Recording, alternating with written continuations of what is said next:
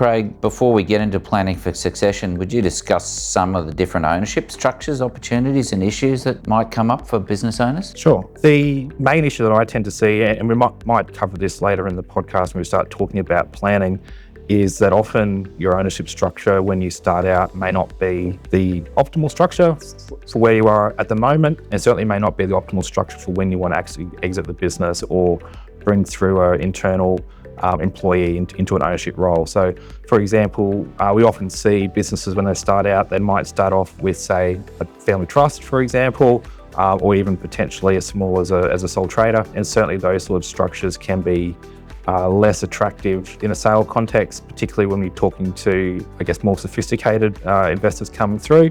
And certainly a family trust generally won't be particularly useful when you have unrelated staff members coming through into an ownership role. So the first issue is to look at the structure and look at, well, is that the best structure for now? I guess what we find from an internal succession point of view, that generally a corporate structure will tend to be the most appropriate, and whether that just be a single company or potentially a corporate group will generally depend on the type of business that you're running. And then we start looking at sort of ownership strategies for the shares in that corporate group. So whether it be family trusts or super funds or other sorts of ownership arrangements. And you mentioned super funds because it's all interesting. We saw a couple of examples more recently, but what's the benefits of the shares in a business maybe being owned by a super fund? And obviously there's some limiting situations there, but what's the benefits of why someone might consider that? Provided it's appropriate, I guess, for a super fund to own the shares in the business. And obviously there are fairly strict rules around when a super fund can invest in private companies, but certainly provided that we meet those hurdles, having shares owned by a super fund can be a useful way of generating wealth, both from a tax effective way, but also potentially from a financially appropriate way. Super funds are generally only taxed at 15%.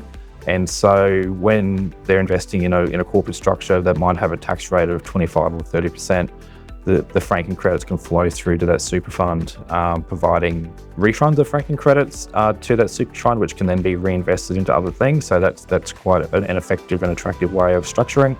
But also from a CGT point of view, super funds are only generally taxed provided they've owned the shares for more than 12 months. They're generally only taxed at 10% effectively. They get a 1/3 discount, provided they're sold during that time frame while the members are still working. Potentially those shares might be able to be sold at a 10% tax rate, or if they've entered into a fully eligible pension arrangement, that basically the entire capital gain could be tax-free to them. So it can be extremely effective. But I guess the drawbacks of superannuation funds is that you can't actually access those funds until you reach a condition of release, which is generally retirement over the age of 60 or reaching the age of 65 are the two general conditions of release. Obviously there are other ones as well, but they're the two main ones that we tend to deal with.